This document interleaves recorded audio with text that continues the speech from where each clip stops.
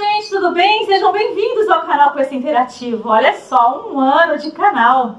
E como presente para mim e para você, nós vamos estar recebendo aqui, na verdade, aceitou o nosso convite. Nós estamos recebendo Eduardo Antunes Coimbra. Edu Coimbra, ele vai contar pra gente, para o canal Quest Interativo, o que ele nunca contou antes. E olha só, esse papo será marcado por curiosidades e muitas revelações. Edu Coimbra, seja bem-vindo ao canal Quest Interativo. Oi, Elaine, que prazer, viu? É muita honra, né? No momento em que vocês completam aí, quando eu digo vocês, você e sua equipe, né? Sim. Completo aí 1 ano de canal Questa, né? Interativo. Isso. E isso me traz um contentamento muito grande, porque é uma oportunidade, né? Eu sei que você lida com empresários, com a arte de um modo geral, então envolver agora um assunto que vai ter como ênfase o futebol, né? A minha vida, essa coisa toda, isso me traz uma alegria muito, muito grande. E vamos levando aí num toque de bola bacana. Eu sei que você já vi suas entrevistas. Sim. E a tua suavidade, o teu jeito de levar, eu creio que vai me contagiar e vai me inspirar para que a coisa flua naturalmente. E olha lá, como a gente falou antes, né? Você vai contar muita coisa que você não contou, na verdade, em nenhuma outra entrevista. Vai ser um papo praticamente, muitas revelações, né? Assim eu espero. Terei o maior prazer em colocar novidades, né? Porque a nossa vida já é longa, né? Eu já tenho uma longevidade de vida e com isso o cabedal de conhecimentos, né? De passagens de qualquer âmbito, desde a infância até a idade, né, que eu me encontro atualmente. São muitas passagens, são muitos episódios, são muitas histórias, e eu tenho um perfil que eu prefiro levar, sabe? Eu sou um cara extremamente otimista, eu não gosto de lidar com a tristeza, e você sabe que hoje está difícil você não lidar com ela. Muito difícil. Entendeu? Não precisa a gente estar sendo repetitivo e falando em desgraça, porque ela está ocorrendo todos os dias, né? Então, meu perfil sempre foi de tentar levar um pouquinho de alegria, de humor no meu trabalho, né, nas minhas ações. Eduardo Antunes Coimbra, conhecido como Edu. Edu é um dos maiores ídolos da história do América Futebol Clube, o maior artilheiro da história deste clube. Carioca, com 212 gols, marcado entre os anos de 1966 e 1974. Ele é sempre lembrado aí, né, pelo futebol refinado, de dribles curtos, passes e lançamentos precisos, sempre voltado para o ataque. E olha lá, Edu, nós queremos saber aí onde você nasceu, na verdade.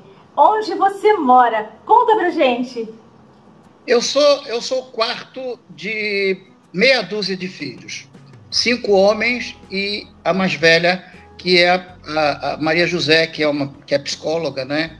É professora, foi normalista, depois se formou, fez pós-graduação também, e por muitos anos militou na Gama Filho, né? Foi professora muitos anos na Gama Filho, e aquela psicóloga que sempre foi bom para nós, assim, sempre foi, a presença dela foi sempre importante, porque ela sempre soube nos domar, né? Nos acalmar, nos colocar assim em equilíbrio para o bom funcionamento da nossa profissão.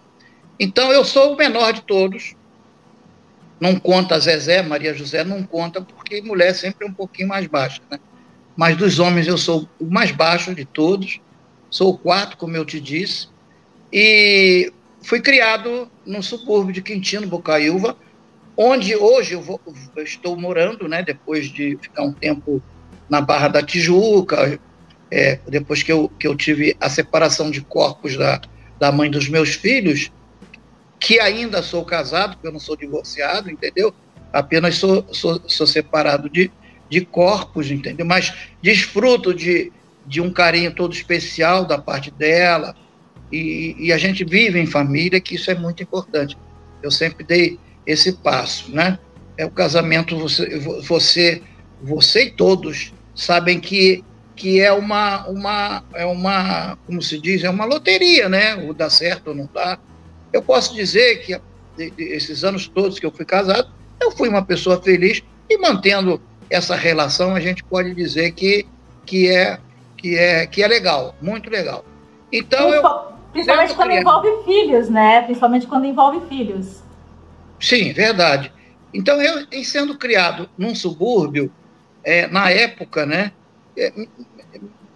me tornei, era mais fácil você aprender nos campos de várzea, na rua propriamente dita aqui, né, chamada Lucina Barbosa. Era muito fácil você ter o contato com a garotada de rua e você desfrutar, né, das peladas, da criação de clubes no próprio bairro, e daí você enveredar por uma profissão, né, ou por uma carreira, né, por um esporte, em que meu pai, o senhor Antônio de Alfaiate, ele foi um grande incentivador, porque ele tinha na vida dele essa frustração de não ter sido jogador de futebol, porque ele era padeiro, quando ele veio para cá, para o Rio de Janeiro, e o patrão dele era vascaíno, e ele queria fazer teste no Flamengo, porque ele já era goleiro aqui dos clubes de municipal, por exemplo,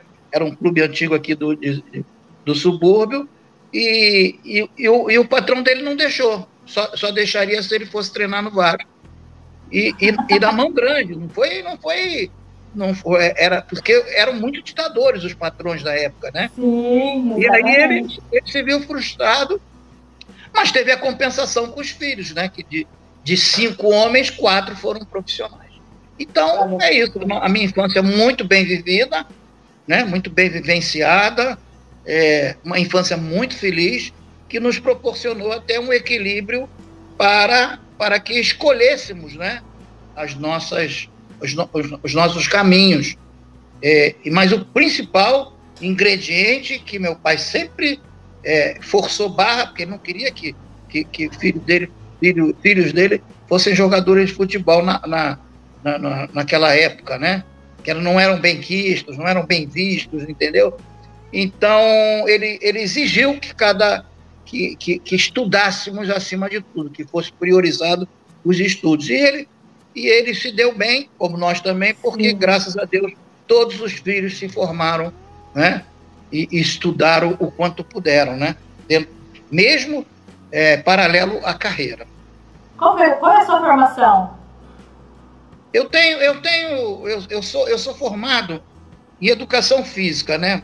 Eu militei aí na educação física, dando aula até o segundo. Hoje em dia mudou muito, né? Na época, até o secundário, entendeu? Não poderia dar aula, porque eu sou técnico em educação física, né?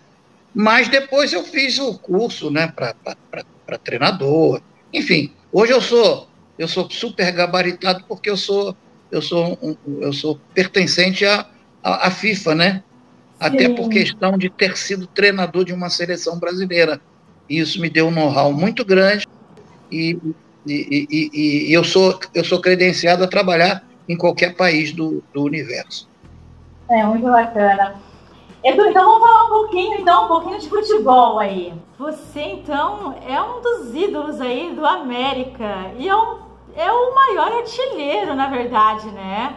Olha, eu acho que minha família, meus pais tiveram assim, um orgulho muito grande, porque não é qualquer família que você tem os dois maiores artilheiros de um clube e de outro, né? O Zico no Flamengo de todos os tempos, e eu no América, né? Segundo o departamento histórico dos dois clubes, que é o que vale. Não é você consultar, se você for consultar o Google, aí tu não vai me ver como o maior artilheiro. mas a verdade dos fatos é que eu faço questão de dizer isso, porque isso é provado pelo Departamento Histórico, que é presidido pela dona Heralda, e qualquer tipo de consulta que vá a ela, entendeu? Com todo respeito a todos aqueles que fizeram a história do América, mas é um título que é honroso para a família, né? E também ser considerado, né, ter dois, como se diz, dois membros de uma família, é considerado como os maiores ídolos de todos os tempos de duas equipes altamente tradicionais. Claro que o Flamengo, pelo momento atual e pelo que sempre foi, abrange um conglomerado muito maior de aficionados, né? De pessoas que totalmente vêm apaixonados, na verdade, né?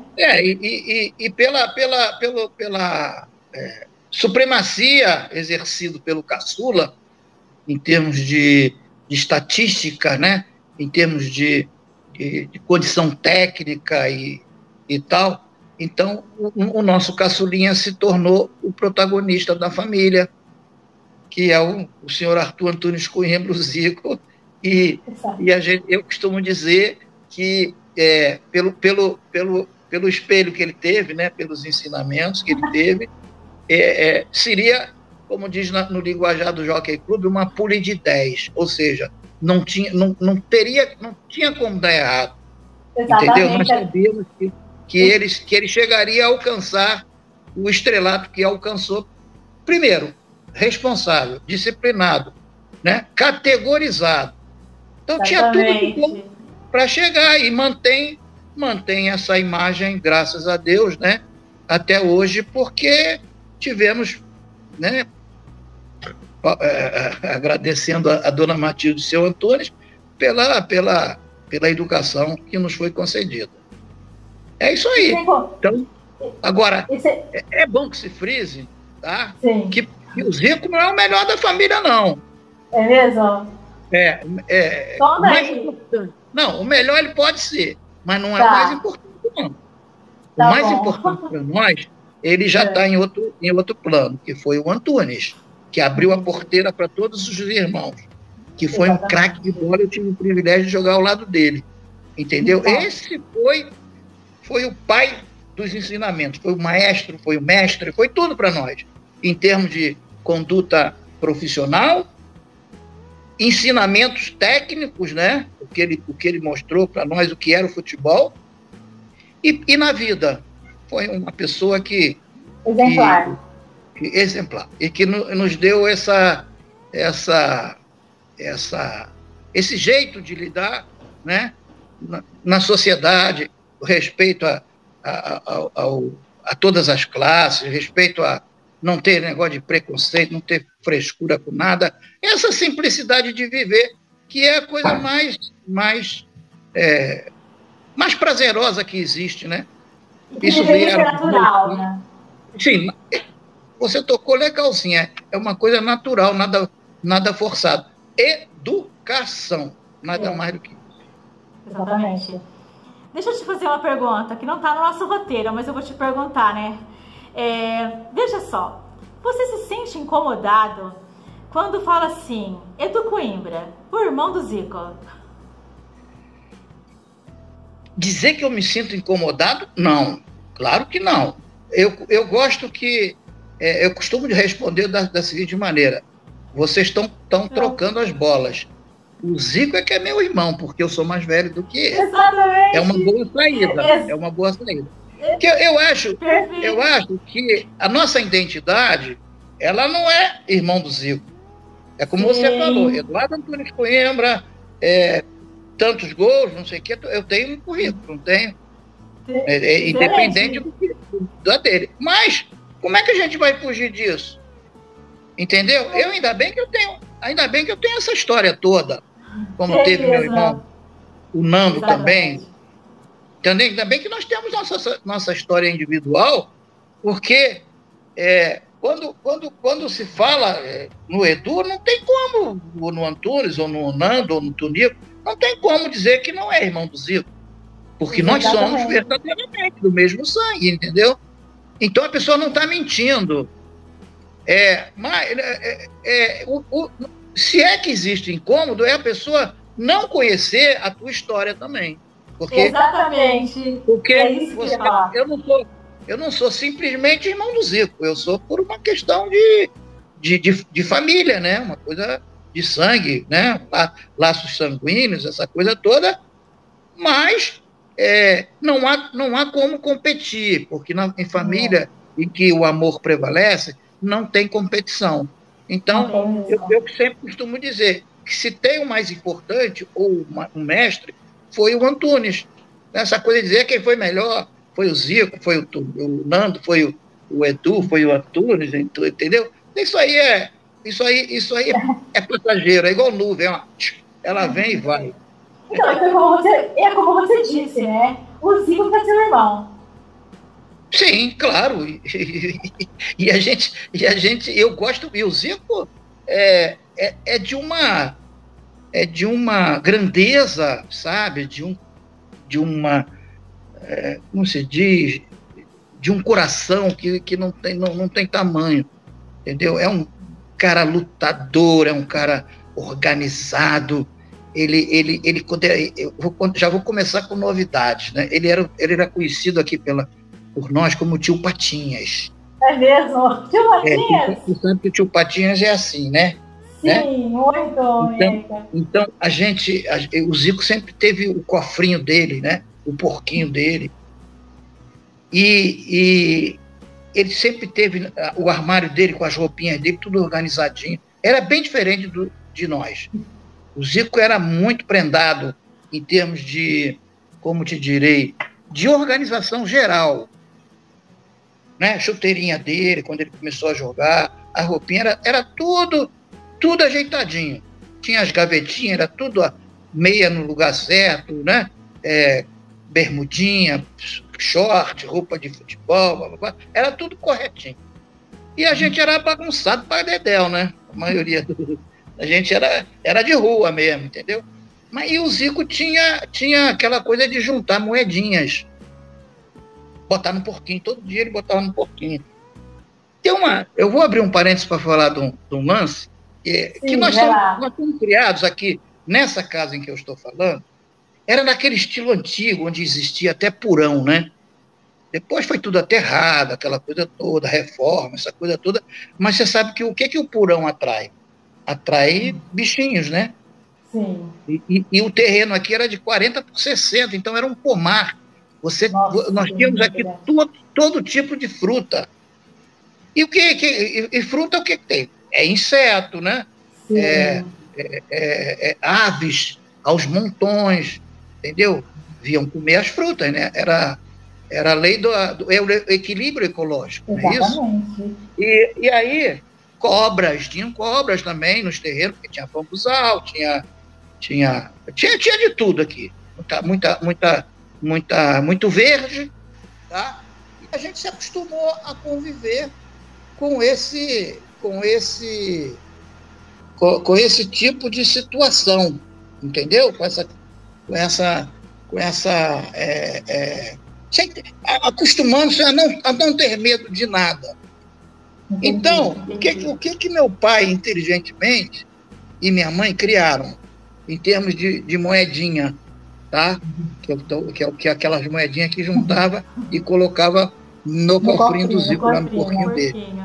Por exemplo, a gente de vez em quando viu umas baratinhas passar assim pela sala, né? Até hoje se vê, que dirá naquela época, né? Então viu umas baratinhas passando, mesmo detetizando sempre tem, né? E aí, a minha mãe e meu pai combinaram o seguinte: olha, qualquer um de vocês que descobrisse uma barata branca vai acordar no dia seguinte debaixo do travesseiro com moedas, né? Mas tem que provar que viu, entendeu? Era duro de provar, né?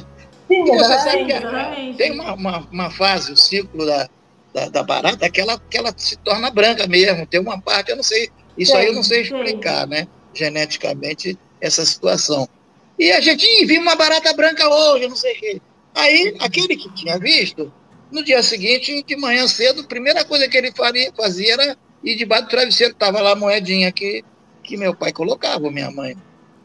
Então, através de uma das situações, o Zico, ó, pimba, botava lá as moedinhas.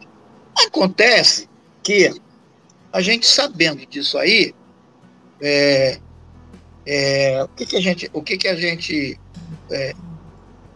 que ele tinha lá o controle, a gente achava que ele não tinha um controle das moedinhas, a gente ia lá, mexia assim, ouvia o barulho, né? E a gente queria jogar bola de gude, qualquer brincadeira que a gente tinha que casar dinheiro, uma moeda, a gente ia lá e roubava, né? Literalmente roubava o dinheirinho dele. Mas acontece que o que acontecia? Ele contava todos os dias. Nossa. Ele tinha o trabalho de colocar e retirar todo dia. Aí ele falou assim, ó, tá faltando dinheiro, né? Entendeu? Então o Zico, nesse aspecto, ele sempre foi muito organizado. E aí ele contava, então, as moedinhas, então? Não, exatamente. Então ele se tornou, ou seja, para nós não foi surpresa que ele alcançasse esse brilho mundial, né? Através daquilo que ele já tinha o brilho desde cedo, né? Ele tinha uma aura. Minha irmã costumava dizer que nós assistimos não o parto, né? Porque todos nós fomos gerados por parto normal, através da mesma parteira, Dona Maria Parteira, que a gente conhecia. E o Zico, mais novinho, ele foi gerado aqui. Se eu virar a câmera aqui, está aqui o quarto que não é mais quarto, agora virou uma sala, o local onde ele nasceu, né? E a minha irmã foi a primeira a pegar ele no colo. Quando ele nasceu, ela pegou ele no colo e disse que sentiu uma aura muito positiva, né? Vindo dele, assim, né? E uma coisa, ele foi muito diferente dos demais, porque ele era loirinho, que nem você, né? Hoje os cabelos estão... Eu estou loira, né? Bem caídos, mas ele era o loirinho da família, entendeu? Que enfim. Bacana. Enfim, também é uma pessoa também fantástica, sensacional, que deixa aí a sua marca também no mundo, na verdade, né? Ele é um perfeccionista, né? Um perseverante até hoje. Não tem idade para ele o negócio. Aliás, para nós, não tem essa coisa de idade, não. Velho é o universo. A gente está sempre jovem. Porque enquanto a cabeça, né, estiver fértil, você ter condição de aprender e de ensinar diariamente, aí você não envelhece, né? Porque você está sempre... os neurônios estão sempre se movimentando e fazendo esse intercâmbio que é muito necessário para aprendizado e para o ensino também, né?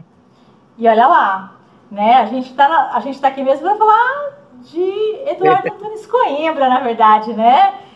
O Zico foi apenas aí um pequeno comentário de uma pessoa fantástica, maravilhosa, que realmente tem uma marca maravilhosa no mundo mesmo.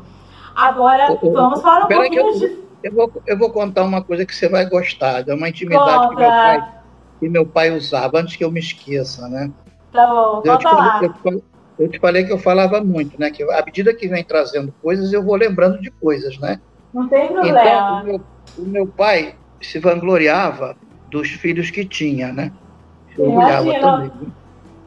Então, ele tirava onda na rua, né? Com os anti-flamenguistas, anti-americanos, porque tinha tricolores, botafoguenses, essas coisas todas, né? E vascaínos. Então, ele costumava dizer que meu pai, ele veio de Portugal, veio praticamente a remo de família, ele perdeu o pai dele lá, e foi junto com a mãe foi trazendo aos poucos toda a família, né? Que eram muitos filhos, muitos irmãos dele, e ele veio na primeira leva, né? E ele veio também pelo processo político que estava lá do Salazar, né, o ditador lá na época. Então ele costumava dizer o seguinte: depois que os filhos se tornaram craques de futebol, vamos dizer, são vocês que falam, não somos nós não, viu? Mas é, né? Mas é. Então ele dizia assim: ó, rapaz, os caras começaram a sacanear ele na rua. Ô, rapaz, o que vocês querem? Falar mal de quem? Dos meus filhos? Vocês estão malucos, cara? Vocês têm que saber de uma coisa. Se o Salazar, o ditador, né? Se o Salazar soubesse que desta coisa aqui de baixo só sairia craque, jamais teria me deixado sair de Portugal. E um detalhe, o Zico foi o último pingo que eu tinha. Olha o pingo que deu. Tremendo. Ele era fantástico, meu pai era muito feliz. Mas ele sabia muito bem o que estava falando, né? Verdade é essa. É isso aí. Exatamente. Mas Vamos falar um pouquinho de futebol, mas um pouquinho sobre a sua carreira no futebol. Fala um pouquinho pra gente. Pô, a minha carreira é tão... inclusive. Me conta dessa camiseta. A camiseta é do América, né? Sim. Quando o América foi fundado, eles usavam, a equipe de futebol do América, para disputar campeonatos, usava a camisa preta, né? As cores do América eram preto e branco. Sim. Entendeu? E depois é que passou a vermelha, também não sei te contar o porquê, né?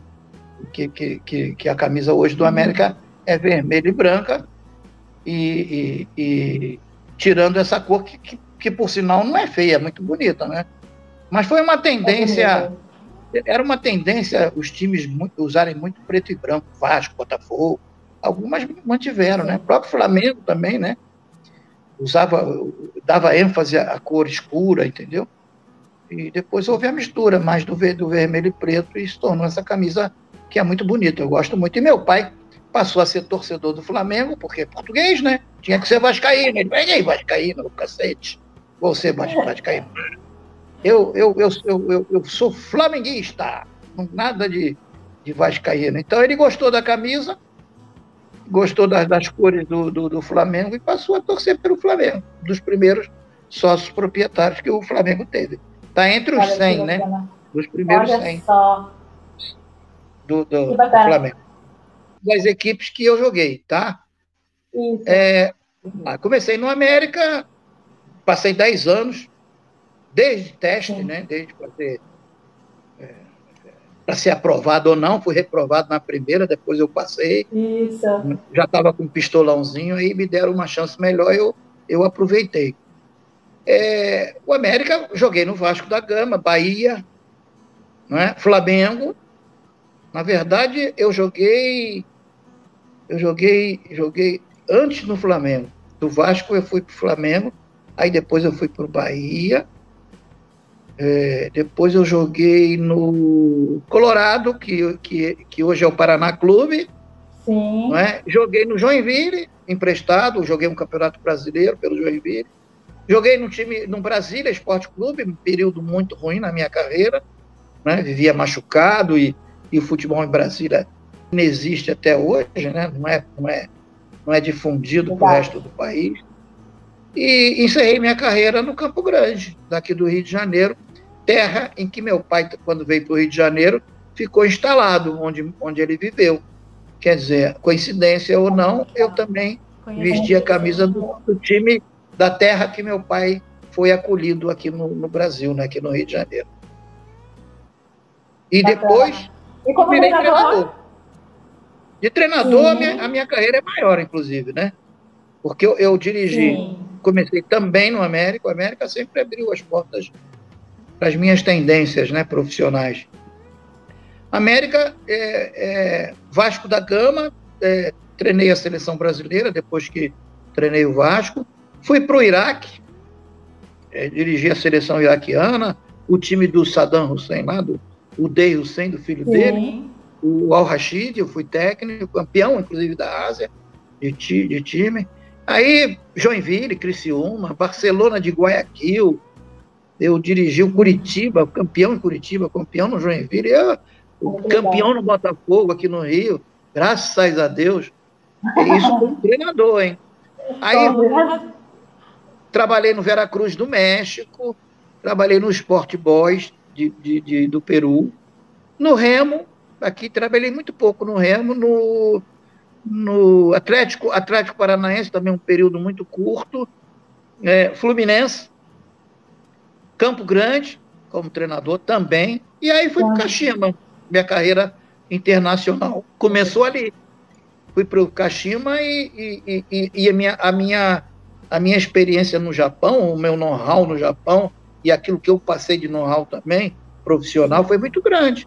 Eu tive um centro de futebol com o meu nome lá, CFL, Centro de Futebol Edu. Eu fui professor de uma escola específica em futebol também, escola técnica Mihata, né? Que era muito conhecida ali perto de Tóquio. Eu fui aí que eu fui convidado, quer dizer, meu irmão foi convidado para ser o técnico da seleção japonesa lá para 95, se não me engano, não 95 não, 2002, ele foi convidado e me telefonou pedindo a minha opinião, o que eu achava. Eu falei, tu é maluco, rapaz? Pega rapidinho aí, eu fico contigo aí, pronto, a gente bota esse Japão lá em cima, e não deu outra. Fomos campeões da Ásia, classificamos para a Copa do Mundo, e aí começou a minha carreira, não era mais carreira solo, eu já não era mais o protagonista, eu já passei a ser, né, auxiliar dele, com muita honra, e aí tivemos a felicidade de sermos campeões no Fenerbahçe. Todo o país que nós passamos, todos os times que nós dirigimos, né? Bunyodkor, entendeu? Lá no Uzbequistão, CSKA da Rússia, Olympiacos da Grécia, todos esses clubes que nós trabalhamos, né? Todos eles tivemos conquistas, entendeu? Então, a nossa carreira, em dupla, ela foi muito promissora e muito conquistadora, entendeu? Foi um nepotismo que deu certo. Eu acho que esse é o único... Dentro do futebol. Exatamente. Acho que então é o único nepotismo que deu certo. E muito certo. Né? Não, tem muita... Eu não sou contra, não. Não é porque eu trabalhei dessa maneira, mas eu acho que quem carrega a família para trabalhar, desde que seja competente, como é que você vai abdicar de uma criatura formada, exemplar e maravilhosa, né, altamente credenciada e competente, da minha irmã, para escolher outra criatura? Eu acho que se você está num governo, eles usam muito porque é cabide de emprego, todo mundo sabe, né? A nossa política, os caras fazem a campanha política, cabo eleitoral, não sei o quê, e depois o cara dá um emprego para essa pessoa. Isso não é direito. Você compra de voto. Eu falo, para você entrar no serviço público, você tem que ter credencial, você tem que ter know-how, tem que ter conhecimento. Se você é irmão do deputado, do vereador, lá o que seja, não tem problema, tu vai ajudar. Eu não sou contra isso. Só que o que acontece como é que se diz? São esses não é título que fala, não. Esses empregos que a pessoa... São cargos de confiança. Tá bom, nem isso, eu acho que nem isso. As pessoas, porque normalmente eles entram e nem aparece, só assina lá o ponto e recebe no final do mês. Entendeu? Infelizmente... funcionários fantasma. Comissionados, né? São isso, são comissionados. Cargos em comissão. Isso aí. Então, nossa política se acostumou a esse tipo de coisa, né? E tá difícil, hein? Tá difícil pra caramba você conseguir o efeito legal, o efeito justo, o efeito honesto em termos de política. Não se pode generalizar, porque no meio de uma porcentagem maior, tem muitos políticos que são honestos. Isso aí, Tem. não vou dizer que toda a política é devastadora em termos de corrupção, que não é. Tem gente muito credenciada nesse meio aí. Mas também tem aqueles que a gente não pode confiar, né? Nem fala, porque aí a gente vai ficar o dia inteiro aqui. Não vamos falar disso, não é o nosso foco. Contei toda a minha história aí, né, de como jogador e como treinador. Alguma coisa aí que você queira saber? Não, porque a gente tem uma área bacana aí, tem um roteiro bonito para a gente alcançar aí, né? É muito grande. Mas a gente quer aí saber as coisas aí. Eu acho bom a gente dar uma furada na bola aí e partir para outra. Não, vamos lá. Enveredar para outros projetos que eu tive na minha vida, outras ações. Sim. Mas eu quero saber aí qual foi a sua maior emoção no futebol e a sua maior decepção. Olha, eu costumo dizer que a minha maior emoção em termos de campo foi um gol que o meu falecido irmão fez no Maracanã, em que a torcida toda veio aplaudir, porque eu construí a jogada e ele concluiu. E foi um jogo contra um time contra a base da seleção uruguaia, que era o Nacional de Montevidéu. Então foi 1-0, Maracanã lotado, e como eu construí a jogada e ele fez o gol, quando nós nos encontramos no meio-campo por um abraço, a torcida em peso começou a aplaudir de pé, né? Então, foi a emoção maior que eu tive no campo. Agora, eu fui artilheiro de um campeonato brasileiro, né? Ele era o Roberto Gomes Pedrosa da época, em uma época em que era a convocação da seleção brasileira para a Copa de 70. Então, eu fui campeão, eu fui artilheiro direto em 69 e na época que tinha Tostão, Pelé, Rivelino, os grandes nomes do futebol brasileiro que foram, inclusive, campeões do mundo. Mas eu estava voando. Então, essa foi o grande orgulho, a grande emoção da minha vida, ter sido o maior artilheiro do nosso país naquele ano. Exatamente. E a sua maior decepção. Isso eu estou falando em futebol, né? Sim, agora, se você for falar na vida, as maiores emoções foram no nascimento dos filhos. Com certeza. Não tem a menor dúvida. Com certeza. E a sua maior decepção no futebol? É interessante que eu tive muitas, não tive poucas, não. Tive decepções. É normal. No início de carreira, quando eu fui reprovado, não deixou de ser uma decepção. Entendeu? Eu era muito... As pessoas tinham muito preconceito em relação ao meu tamanho, né? Achavam que com esse tamanhozinho não podia jogar bola nunca, né? Então eu ajudei a quebrar esse mito de que o jogador baixo não pode jogar. E os maiores nomes do futebol não tem nessa altura. Rivelino, Zico, Pelé, Maradona, enfim, uma série de jogadores super craques, Neymar e dos mais atuais, entendeu? Messi, são jogadores de estatura média para baixo. Sim. Tá? E eu me incluo nesse meio, porque realmente eu fui um jogador de qualidade. Né? Senão não teria escolhido a minha profissão também, né? Como jogador de futebol. Para fazer tem que ver bem feito, né, Elaine? Exatamente. É isso, a decepção maior que eu tive foi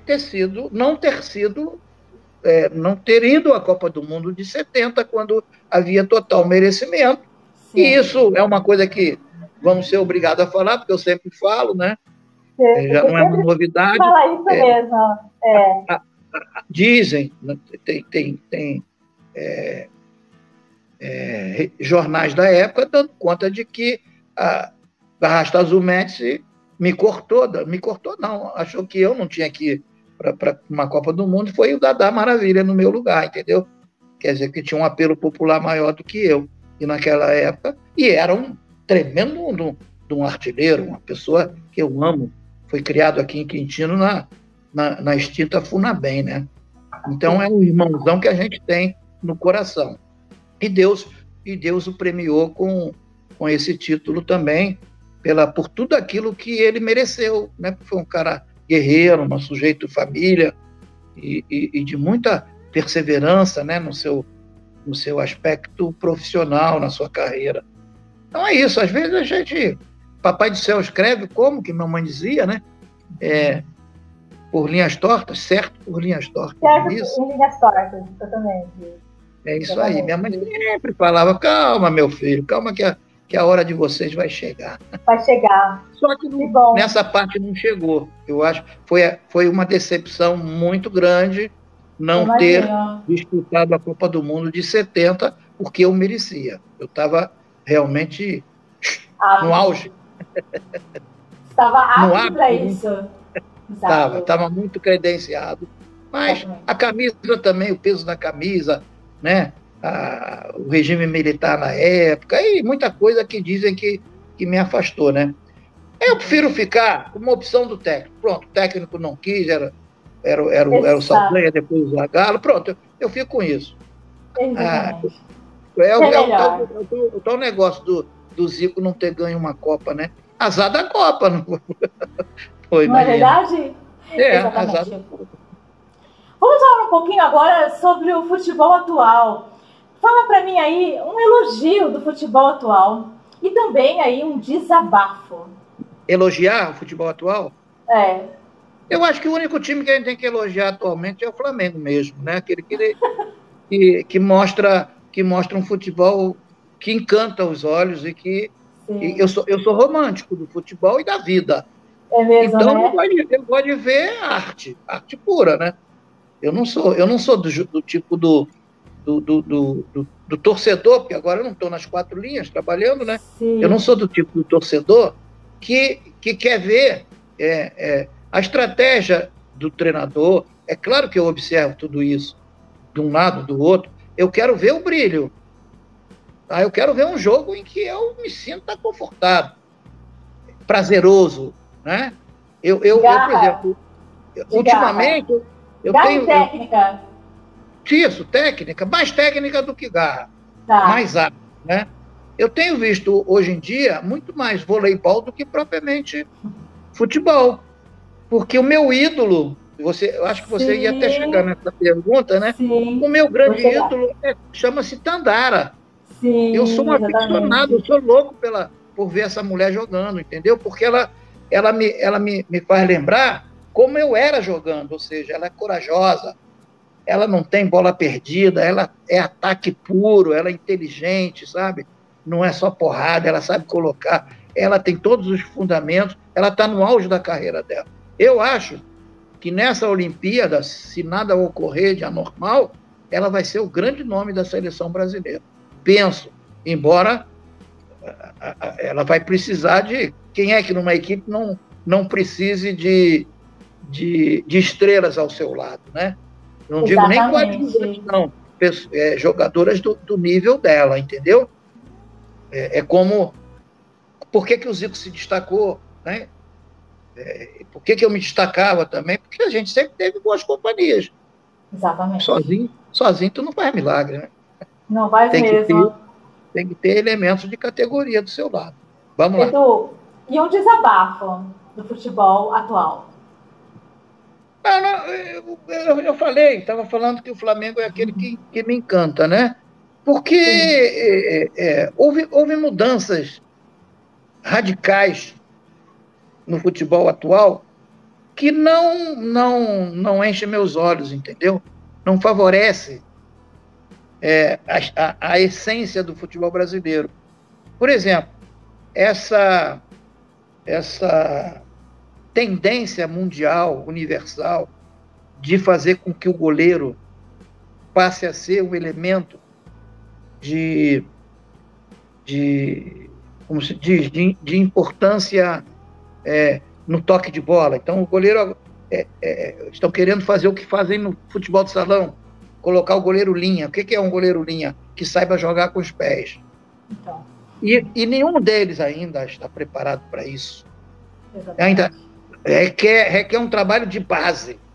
Um trabalho de base para botar o jogador, goleiro, com técnico. Porque quem escolhe a profissão de goleiro é porque não sabe fazer gol. Por exemplo, não sabe desempenhar com os pés aquilo que desempenha com as mãos. Estou certo? É verdade. Então, como é que vai passar a ser um elemento de linha E um detalhe, que eu brigo isso há anos que eu brigo.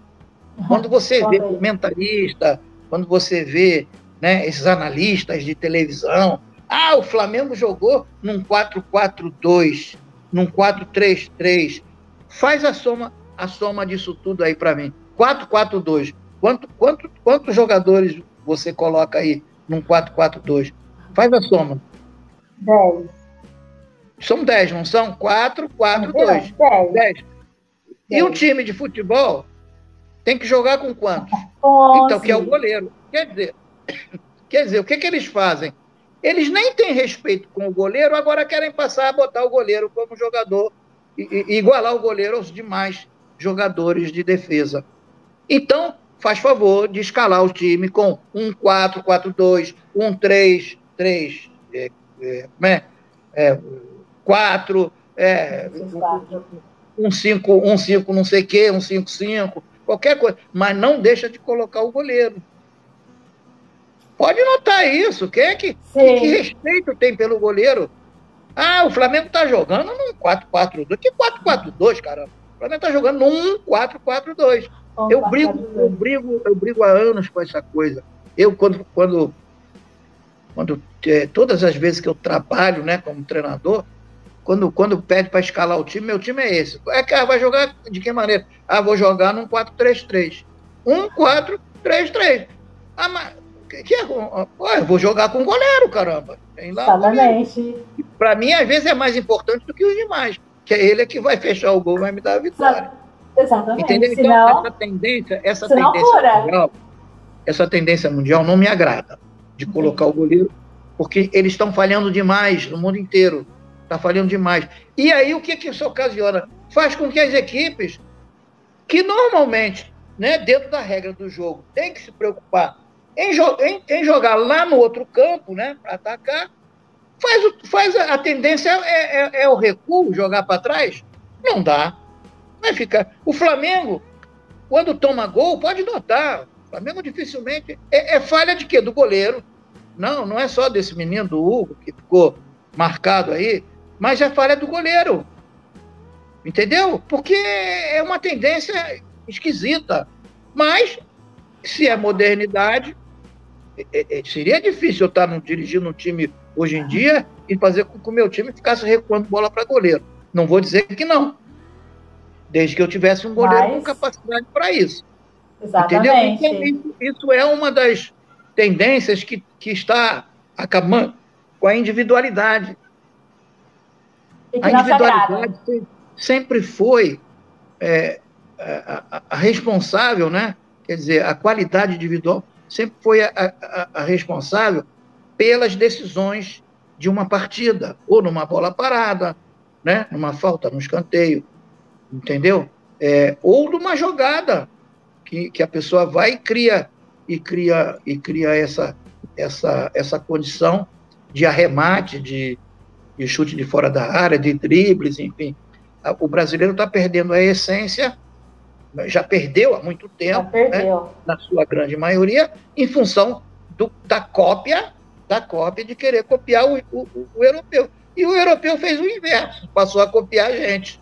E aí, molinho. Aí a supremacia passa a ser maior. Com essa coisa da tecnologia, em que a imagem chega no mesmo instante em qualquer parte do mundo, aí ninguém é bobo, né?